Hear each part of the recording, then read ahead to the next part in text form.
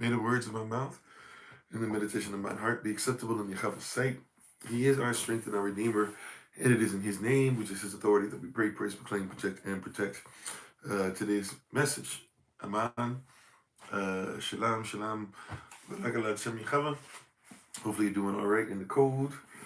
A little bit of cold front that came through one more again to make sure that we weren't too comfortable. I was sitting up there thinking, I didn't even know until I actually was interested. We were having our ministerial prayer yesterday before the live session, and all of a sudden I hear them start talking about a storm. I'm like, a storm? I wasn't really prepared at all. But praise God, I wasn't anywhere close to what it was, at least over here before. But prayerfully, everybody's doing well. Thank you for joining us, and hopefully you're ready to get into today's message. We're going to go to Ephesians chapter 6, and we're going to read verse 6. This is actually our focal verse, or our thematic verse, if you will, for SOC. This is where we get our namesake from. But Ephesians chapter 6, verse 6. And I want you to have it say, "Man, I got it. I'm with you. I'm listening." And we give our honor and praise once again to the Most High. We give all praise and honor to Him for my wife, the Honorable Amma, who lives a life to able to be honored, to the ministerial staff, SOC, Lottie Dottie, everybody. We appreciate you for being on so very, very much. Please don't forget as well, if you get a chance, to check out Elder Anai's book. If you haven't seen it or so before, you need the link for it, let us know so you can go ahead and order your copy. Amen. And hopefully you guys are going to stay safe out there. I'm not sure who was affected and who wasn't affected. I guess I'm going to have to do a shout out later to see who the weather affected. I wasn't, like I said, I had no clue it was coming. And we ended up using, part of the family did, to make sure, since we weren't really prepared, make sure that if we needed stuff, we got a couple of things here and there if we need something for a couple of days, but it doesn't look that bad. As a matter of fact, I'm going to try to see if I can go out there somewhere and be on live today. It is windy, but it's not that bad. Anyways, Ephesians chapter 6, verse 6, all praises.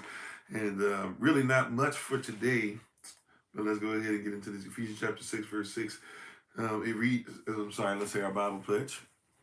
"This is my Bible, this is my sword, and this will I trust, for Yahshua is Lord. No sword of God shall ever be heard, for this is my Bible, and this is Yah's word. Amen." Ephesians chapter 6, verse 6, it reads as follows. It says, "Not with eye service as men pleasers, but as the servants of Christ, doing the will of Elohim from the heart." Once again, Ephesians chapter 6, verse 6, it reads, it says, not with, matter of fact, let's go back to verse 5 just to make sure we get context. "Servants, be obedient to them that are your masters according to the flesh." Right? And this is not talking about whipping persons. This is talking about servants, be obedient to who? To your masters, as far as those who are supposed to be over you, who are teachers even, who are persons who lead the household, right? What Abraham even would have been considered, and Isaac would have been considered, and Jacob would have been considered masters. According, right? So servants, be obedient to them that are your masters according to the flesh, right? With fear and trembling, in singleness of your heart. In what? In singleness of your heart, of your passion, as unto Yahshua. So as they do things unto Christ, you do things unto them, right? You follow them as they follow Christ. Verse 6, "Not with eye service as men pleasers, but as the servants of Christ, doing the will of Elohim from your passion, from the heart." We've just read, Ephesians chapter 6, verses 5 and 6. May Yah Barak those who read it this, hear it this, and keep it this. You may be seated to go back to what you're doing in the presence of the Most High Yah. So, Ephesians chapter 6, verse 6 is our focal verse for SOC. It's where we get our namesake from. Ephesians chapter 5 and verse 6. Very important that we, Ephesians chapter 6, verse 5 and 6. It's very important that we catch that because it tells us a few things to make sure that we do as we serve. And we have been called to serve ultimately. Before anything else, after anything else, really, we are servants of the Most High Yah. We are servants of Christ. We serve one another. We serve one another with gladness. His word service is extremely important. And for one who follows the law, we even use the law, right, to help us to be in proper service of the Most High, because the law is perfect and the law does not give rights, although it does give us a right to serve Yah, but the law protects our rights more so. So we have our rights protected as we are in service to the Most High Yah, and we are called to do this according to the word that we just read, not as men pleasers. We are the servants of Elohim. So we are called to serve Elohim, but we cannot serve, right? So the word called, invited, right, means to be invited. So I am invited to serve Elohim, but I cannot serve Elohim. Hear this, beloved. I am invited to serve Elohim, but I cannot serve Elohim, right, if I am not what? Or if I'm trying to be pleasing to men. If I'm trying to please men, then I'm going to have a problem serving the Most High. It does not mean that serving the Most High will not please some men, right? It does not mean that serving the Most High will not please some family members. But trying to serve man and hoping that man will be pleased with what Yah has given when man is not the litmus test is problematic, right? Um, for a lot of us, we have an issue, and not even saying it's a, relatively speaking, a negative thing from the standpoint of, we want to see our family do better. We want our family to have what we have access to. We would like for everybody to get into the kingdom of heaven.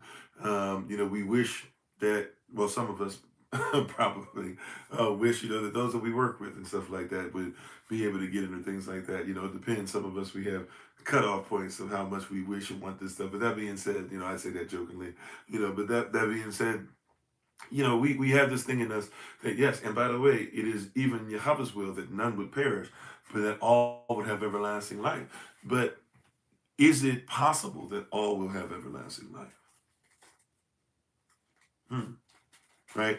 Or everlasting life in heaven? We want for, right? Even though we shouldn't necessarily look at our wants, we should look at our needs being met, but still we want for it, and it's not a bad desire to have necessarily, that we wish that everybody could get into the kingdom, right? But we are serving the Most High. We are servants of Christ, and we are servants of Christ not as men pleasers, not as men pleasers. If we are going to serve our Messiah correctly, we can only serve our Messiah by making sure that we do what He says, and then letting the rest of the stuff fall in place. I often say this.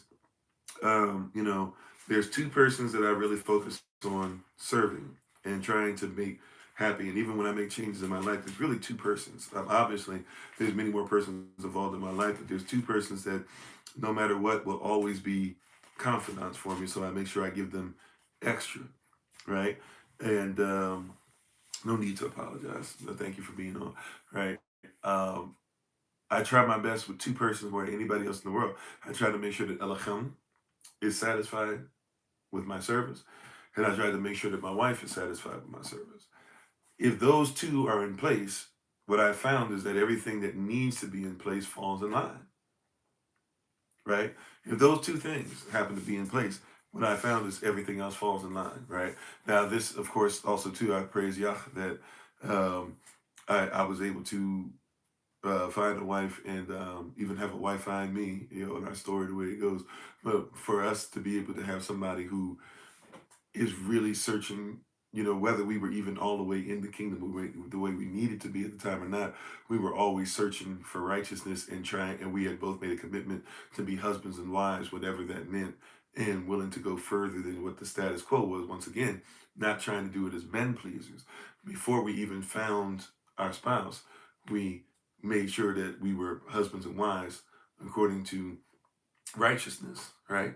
And that's really what we're seeing here in Ephesians chapter 6, verses 5 and 6, is that we have to learn how to be obedient to the word first, right? We have to learn how to be obedient in our service first, not trying to do it to please men. A lot of us, even in our relationships, we did it the opposite way, right? We found somebody, we tried to please them, we liked hanging around, and we liked going to the movies, we liked doing whatever your extracurriculars were. Maybe we already, we develop a relationship, somebody has children, or we get pregnant together, whatever the case might be, and we start to say, you know what? Maybe we should make sure that the Most High, right? And I'm not trying to come against anybody. I've done that before, right? But that's kind of the way it happens, right? You're hanging around somebody, this and that, blah blah, and you go, you know what?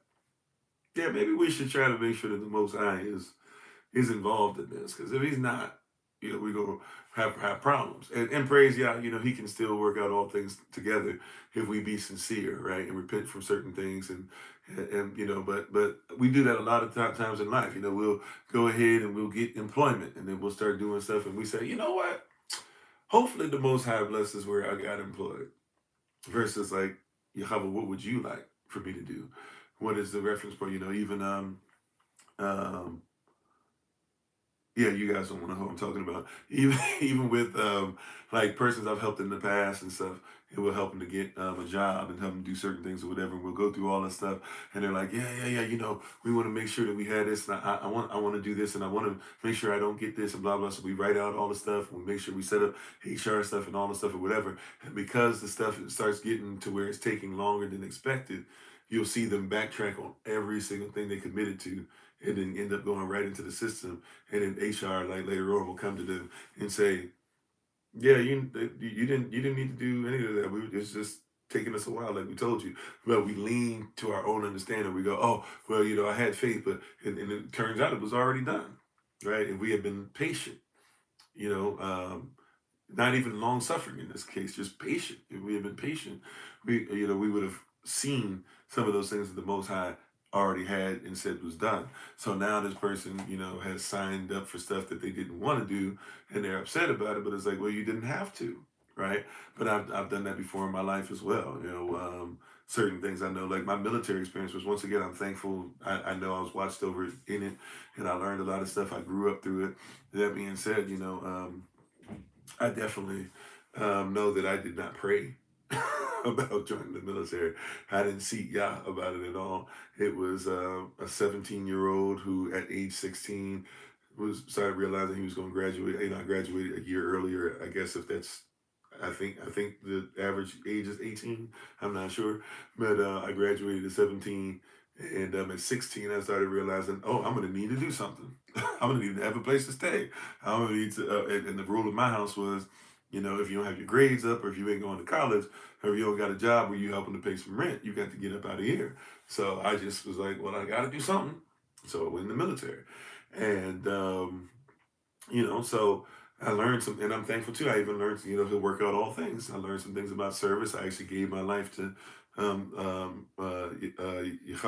in while I was in.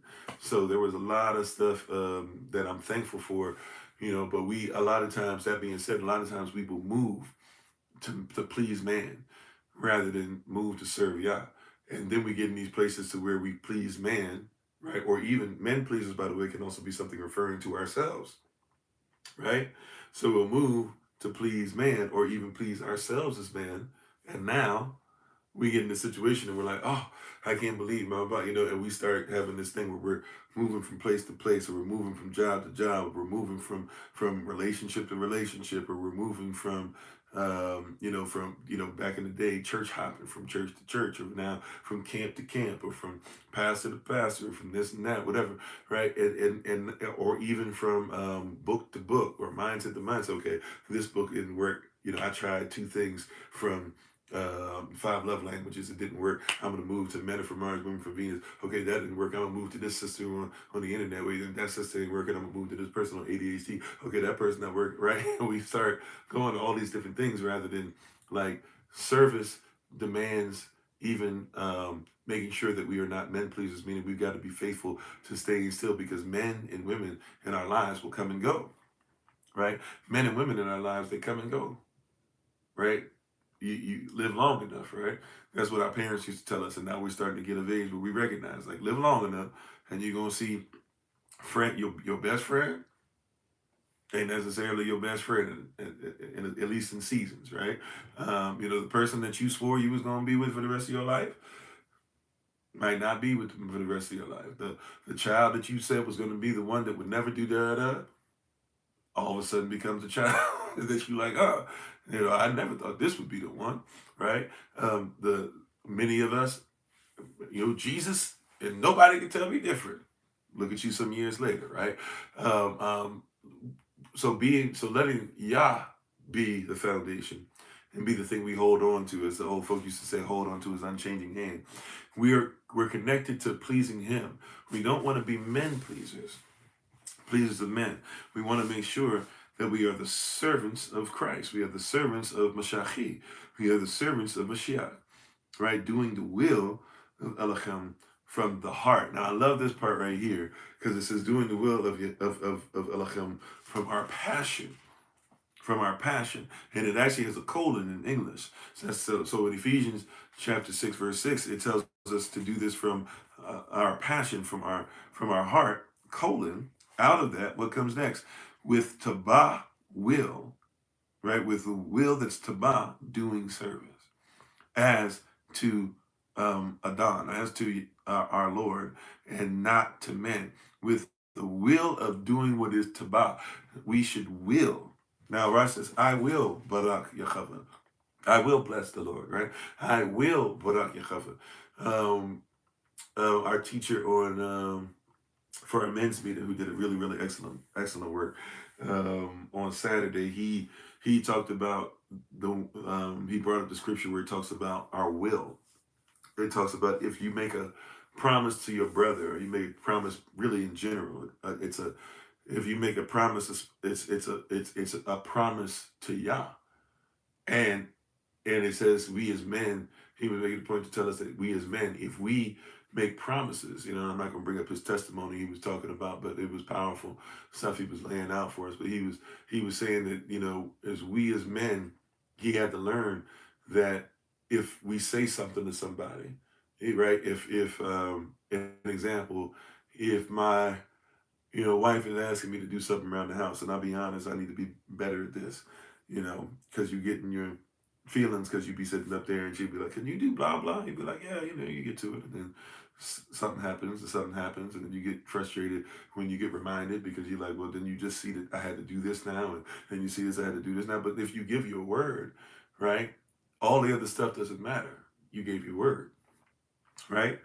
That's, we used to say word is bond, right? If you gave your word for something, you gave your word. Well, the same thing goes on with us as servants of Christ, right?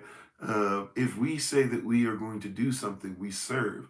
It means that we do our best. Now, look, and that's why we are human beings. I know there's things that I say I'm going to do, and I either can't get to, I just forget sometimes as a human being, whatever, right? So if we do that, that's why even apologies should be something that are easy.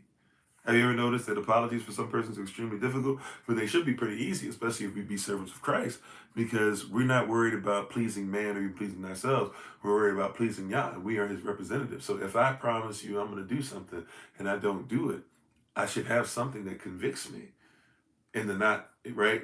Even if you don't bring it up, when I see your face again, when I see your name pop up on the screen, right? Something should convict me and go, oof. Right, even if it's something that we would say, well, you're a human being, yes, but I should still feel convicted as far as I represent Yah, right? I represent Yah.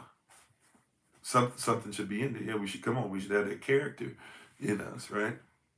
That's right. We should have that character in us. If we say if we say this is why for me it's astounding when I see preachers who were preaching one thing 10, 15 years ago. And somebody might say, well, you can change, sure. But some of these things have changed to places where, no, something crazy, right? Where you were outright, homosexuality is wrong. You were outright making sure that we got to teach men to be men. You were outright. And now, because you get views and you get persons coming to your assembly, wherever it might be, whoever you might be, they come to your assembly and they'll give you some money. You were about men pleasing. You were never about Yah.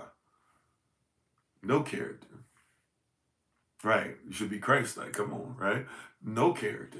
You it was that easy? For you to change everything? It was that easy for you to change up. It was, and once again, it's about persons who want to please men, step out on their husband, so to speak, right? Because it's pleasing, they'd rather please men than please the one who provides all needs.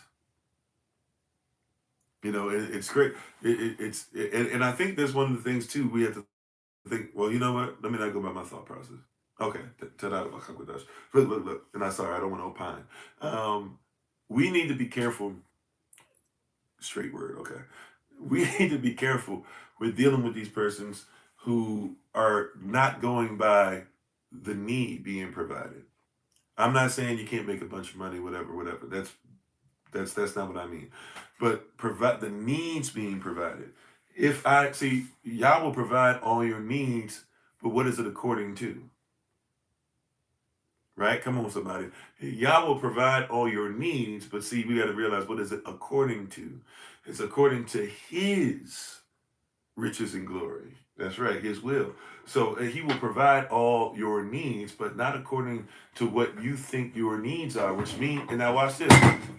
Now unto Him, one of my favorite verses, y'all know I say it 75 times. Now unto Him who's able to do what? Exceeding abundantly above, not beneath, not at the same level, but now unto Yah, now unto Yahashua, now unto Elohim, now unto the Hakodash, now unto Elohim, who is able to do exceeding abundantly above all you could ever what? Ask or think, according to what? According to the power that has already been placed inside of you. So what happens is we say, I need a job. And I'm not trying to say you can't have a job. Just roll with me. This is what we do. I need a job. I need a woman. I need a man. I need time. I need to do that. I need to do whatever it is. We put it on the table. I need this. Boom. Okay. And then, right? And first of all, we don't seek and say, what is it, Yah, that I need for where you're giving me? We just say, Yah, I put this on the table. I need. You said, and then we start saying, you said. This is when we kind of get out of the pocket a little bit. We start using scripture, right? We say, well, you said that if I needed this, and you said that I could come before you, you said if I had the faith of a little child, and you said that you would provide all my need, and you said, okay, is that your need? Is it your want or is it your need? Have you prayed about it? Have you looked at your vision? Have you asked for a vision? Do you seek a vision? Do you have a vision? Or are you just moving? See, because in the vision, see, we're going to talk about a need. We're going to talk about this journey. Well, what is the vision for your journey? See, because you should see, a lot of us just pack everything. But if you go on vacation, what you're really supposed to do is you're supposed to pack with you. I know nobody likes that, but that's really what you're supposed to do, right? We'll show up with 2, 3 suitcases for a two-day trip. But really, if I'm going on a 2-day trip, I don't. To be honest with you, even with all the live stuff, give me a book bag, give me 2 tables, right? That's what I need. You know what I'm saying? That's what I need. But we go with what our desires, and we do the same thing in the spirit. We pack on all this extra stuff. First of all, what is it that I need? But watch this: when Yah provides your needs, He provides according to His riches and glory. Are you His child? Yes. If I am His child, then what should I do? I should realize that my needs as a royal child are going to be greater than the needs of those who are not royal. And so Yah says, just bring what you need, right? Right? And I will give you what you need. It sounds weird what I just said, but just bring what you need, and I will give you what you need. This reminds me of when so Holy Spirit, slow my thoughts down. This is like when they were sent out 2 by 2. And Yahashua says, y'all got to bring all that extra stuff.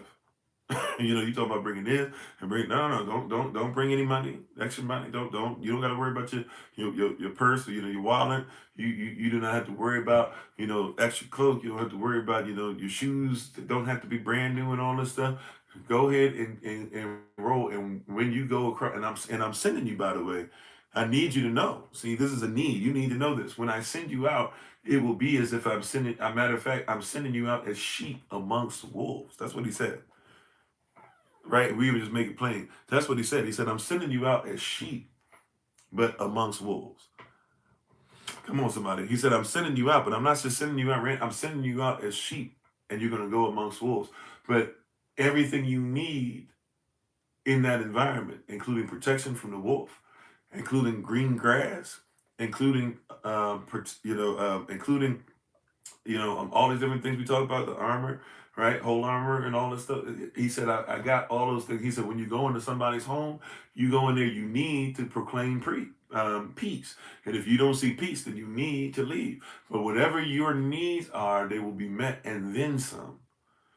So what you need ultimately to bring is me, thus saith Abba, right? Abba Assad, right? That you need to bring me, right?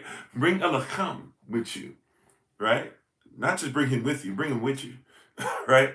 Bring him with you, and when you bring him with you, like let him shine and get the glory, and let him direct your path, and let him be the one to tell you this is what you need to eat, and this is let him provide the meal. See what we're doing a lot of reverse. We're saying, hey, men, we're doing the men pleasers thing.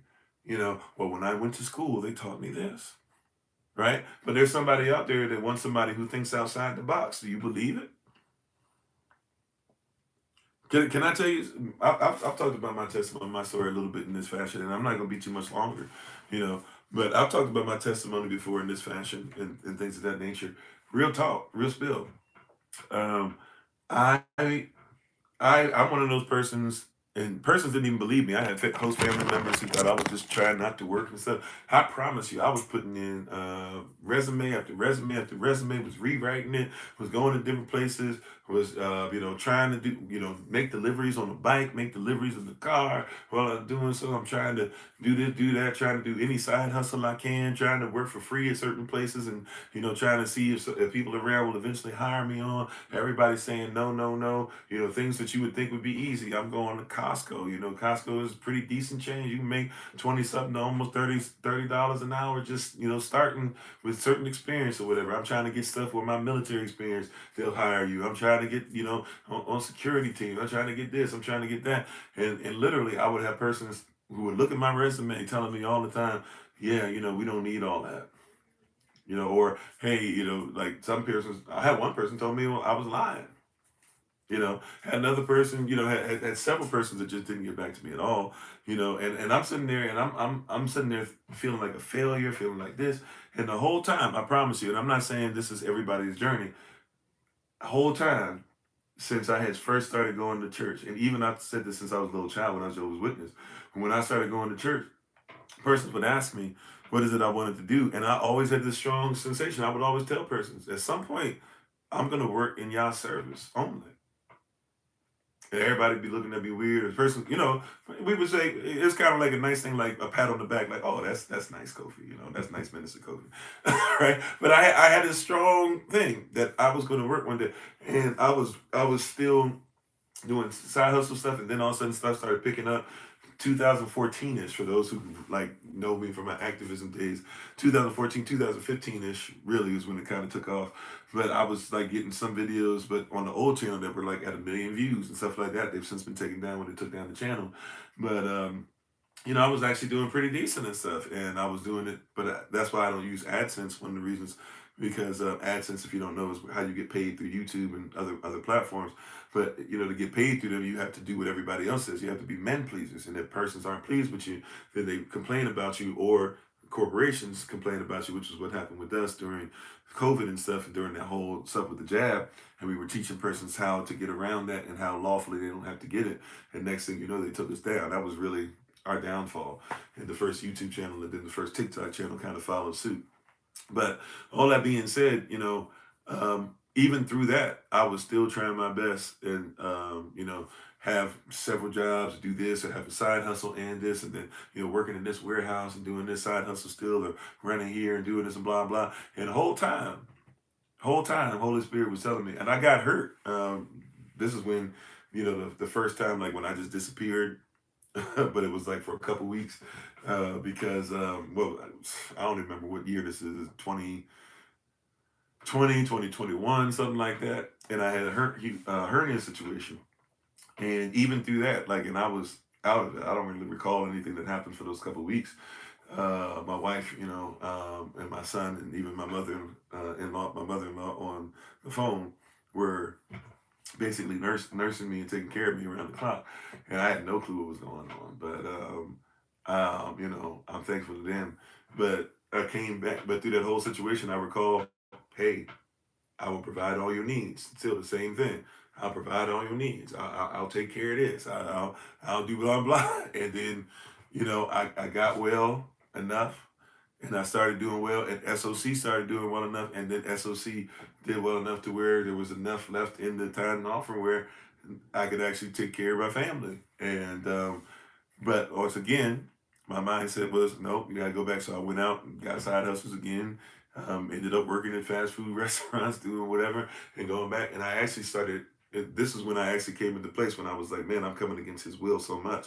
I literally got to a place where I was actually losing money and having problems taking care of my family because I was still trying to please men or have this mindset of, you know, the work ethic is great, but it's got to be under having this job. You got to have a W-2. You got to have blah blah. No, that was never like He had been showing me for years, and for years I had faith, and He was providing my needs, right? When I didn't have a job, but I'll be honest, and I still am technically, I guess, but yeah, I'm a lot better now. But I was, considered to be under the poverty line, like heavy. So it was like a struggle, but we had our needs provided. So in my mind, I finally was able to get employment, but I basically just went into the system, and I wasn't really getting things that were for me. And it was the same thing even with like church stuff. Um, we would keep saying, and I know it was a cliche, but we would say all the time, we were a church without walls. We'd go out into the environment. We'd be outside. We'd be on the corner. In the wintertime, we get persons stuff hot to eat. In the summertime, we make sure the persons were getting stuff that was cool, and that and we would keep up with persons and all that stuff. And we would have like huge groups showing up in different places, and we knew persons in different places in the community in DC, and we can go pretty much anywhere, even places that everybody was afraid to go. We can go in those places because persons had love for us because they saw that we sold into the community. Then all of a sudden I got underneath some persons, and they said, first thing they started saying is, you got to have a church. You got to have a building. You got to have this. You got to have that. So we start paying rent and doing stuff. We start losing money, right? So we can barely feed other persons now. And now we got to make sure that we have church services, so we can't have the time to go out into the community that we had. We have to make sure now that we have the music and everything more together, because before we just take a piano and a drum set, and go somewhere. Now we got to make sure we have all the other things and the standard stuff, and we got to make sure that there's a television screen, and you got to make sure there's it. And before we realized every time we did that, by the way, too, we would have this great following that would be outside, and then we come inside, and then you lose it. Then we go back outside, and we be having it again, but we come back inside. And I started to realize that, here it is that I'm so busy trying to please men, whether it be, your bishops, your overseers, your apostles, your other pastors, whomever, your assembly. I'm so busy trying to please man that I'm missing the mark when it comes to what Elohim has brought us with. We have, we had the infrastructure, like I say all the time. We already had the infrastructure. We had the stuff jumping. We had the stuff growing. And I lost it like 3-4 times trying to do all this stuff. Even to the point where now there's brothers and sisters who still want us to go back to a place, and they'll be like, we see you here, blah, blah, blah. It's been this new thing now where like, it it's gonna sound weird because they're hungry for the word, but it seems like they're not hungry as much for the word as they are to have a place that they have their ears itched or scratched, because they'd be like, well, oh, okay, we know that you're somewhere in Baltimore area. Do you still have the building in da da da da? Can you still come back there? Are you still able to do stuff like that? We really like it if you were. And we're like, well, even if you like it, we do meetings and stuff. We've been saying for a long time, why don't you guys come and meet us? We come through DC from time to time, but hey, we just right up the road. You guys could take the train. You guys could do this. We could give you money for the train if you want. Come on up. It's not that big a deal. But it's like, no, no, we want you to go back to this thing. And it's like, so you want me to go back to the place to where I was not effective? Now, I haven't said this to them, but this is just, I might end up saying it, who knows? But that's what it's like, you want me to go back to the place to where I'm not focused on what y'all told me to do, even back then, before social media stuff. Like I said, we were always better outside the building than we were inside the building. We just were, right? We always did better. We always had more things going on. We always were able to provide. Even when I go back to when I was stationed in Pearl Harbor, when Service of Christ was just becoming a thing, and I had just accepted the call to preach. I recall us going into places that were clubs, and we didn't know any better. We were young. We were in our 20s, so we were young and dumb because church folk didn't want us to do this, but we didn't know you weren't supposed to go into clubs and perform. And I wouldn't say we should have even done it necessarily. We should always be prayed up, but we didn't know any better. We just were like, hey. Our thought process, we had somebody. There was four of us. Youngest was 16. Oldest was like 24. I think I might have been like 21-ish at the time, 22-ish, and one of the guys was something like maybe 19, 20, right? And all of us, except the 16-year-old, ended up at that point. We were either married or we were the person we would marry. So we were serious about things. We coming up in the truth. We're trying to get the word out. We all play music and stuff. And they were like, well, you preach and blah, blah. We'll take care of the music side. And when we left, we grew, and persons were coming and leaving church, and they were coming and worshiping with us. We were praying over them in the club that we were performing in. Even now, as far as I know, maybe the last couple of years things have changed, but as far as the last time I heard, it became a gospel cafe, right? And literally, so they changed the whole thing up. The person who was over the club, he had a change of heart, right? And all these different things. And we did all those things, but persons were always telling us no. And so we would end up losing momentum from time to time because they'd be like, no, you're not supposed to, right? Once it started taking off, you're not supposed to do that. You're not supposed to blah, blah. And so we leave and we go back to these places and we separate, and the momentum would be there, but then we come back to it. And then all of a sudden, next thing you know, like 12 persons want to join from different places that were great singers, from all these places in the military. So persons are being shipped from all over the place, right? So, and you had some persons on the island too, but, we were mostly so-called, Black African American mostly. And so, well, you had all these persons coming from all these different places. Then you had persons being like, hey, we go away, come back again. Next thing you know, it's like now it's a choir. And now, persons are coming in and they're like, hey, can we cook food and stuff? And can we bake stuff? And you guys can get 100% of the proceeds to do whatever you want for the kingdom. We're like, and we are, little boys in the spirit. We're not 20s. We have one actual little boy, a teenager, but we little boys in the spirit. We're doing this for a year and a half or so. And one of the greatest things I've ever seen. But it showed me, if you're not careful, a lot of us will even go to the building to go back to the same thing we connected to be men pleasers.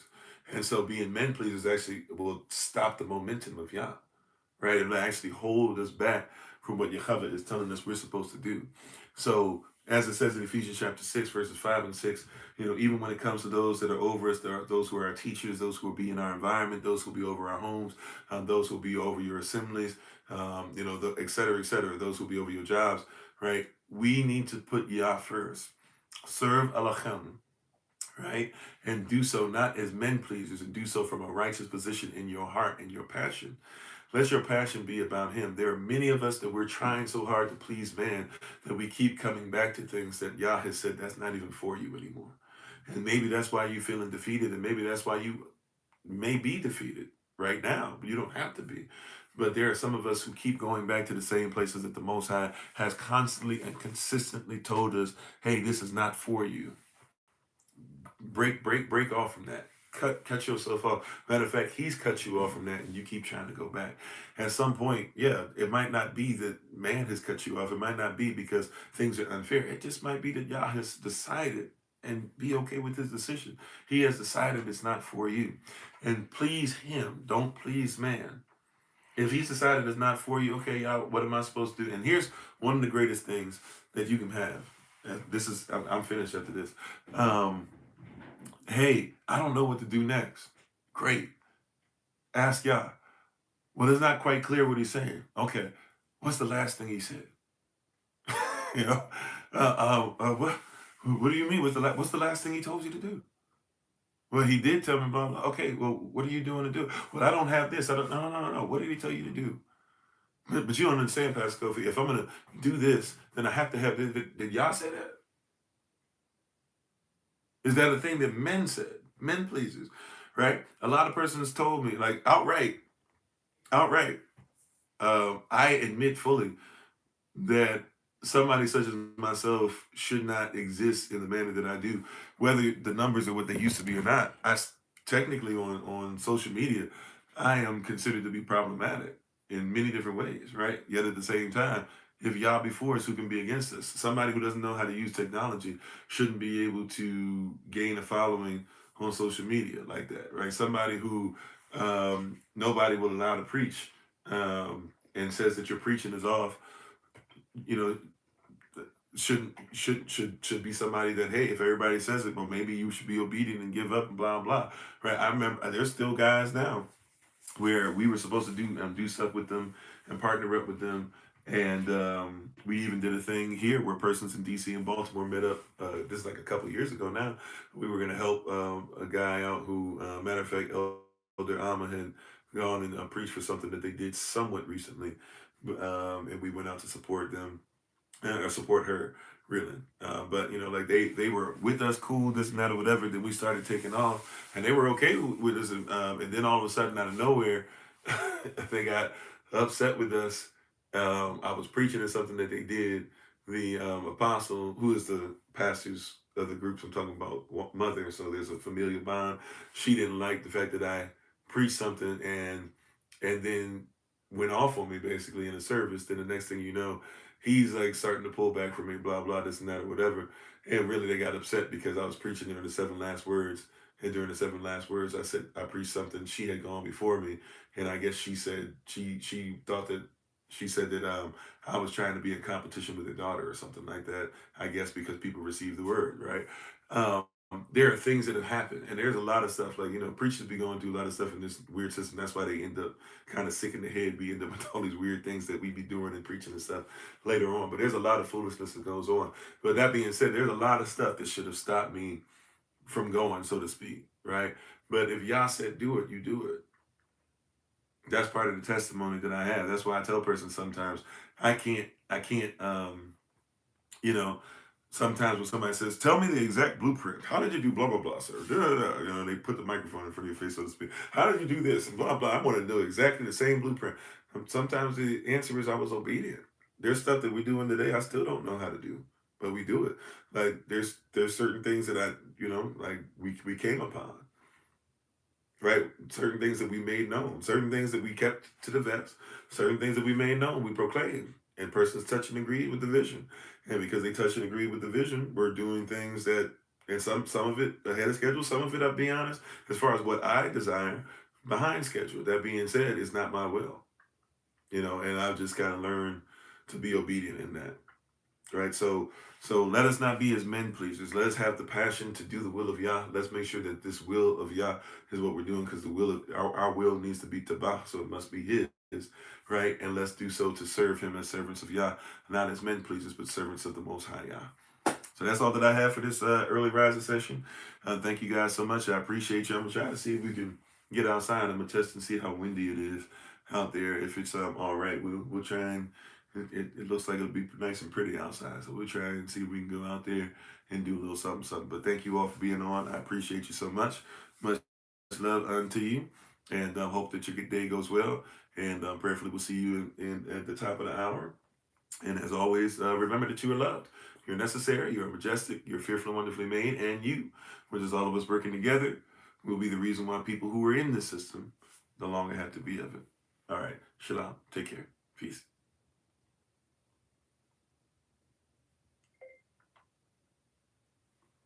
Shalom, Pastor. Shalom. Shalom, Pastor. Shalom, family. Shalom. Shalom. Shalom. Shalom. Peace.